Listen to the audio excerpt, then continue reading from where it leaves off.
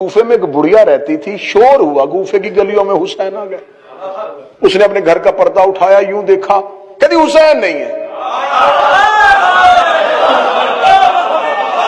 لوگ جا رہے، حسین آ گئے۔ اسے کہا حسین ہوتا تو رات کی تاریکی میں نہ آتا۔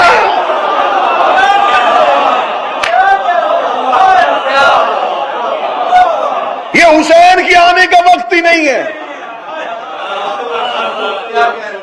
کتنی ڈوبی ہوئی تھی معرفت امام، اسے خبر تھی کہ امام کے آنے کا اصل وقت کیا ہے۔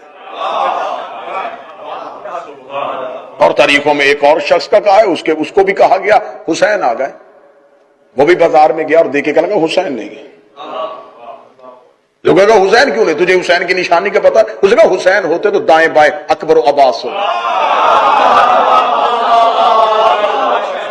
اسے امام کے آنے کا وقت پتا تھا، اور اسے یہ پتا تھا کہ امام کے ساتھ کون کون آئے گا، امام کے ساتھ کون کون آئے گا۔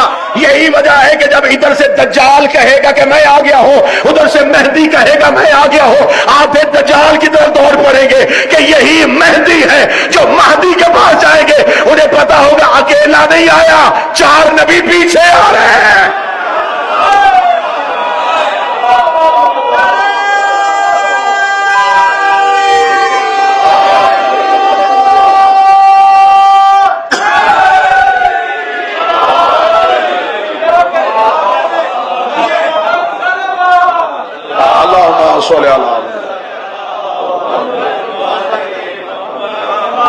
پہلی شرط، خواہشات سے بے نیاز ہو کے اپنے مولا سے عشق کرو۔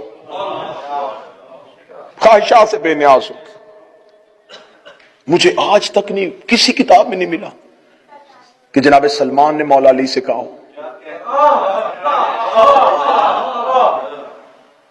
کہ یا علی جنت میں میرا گھر کہاں ہے۔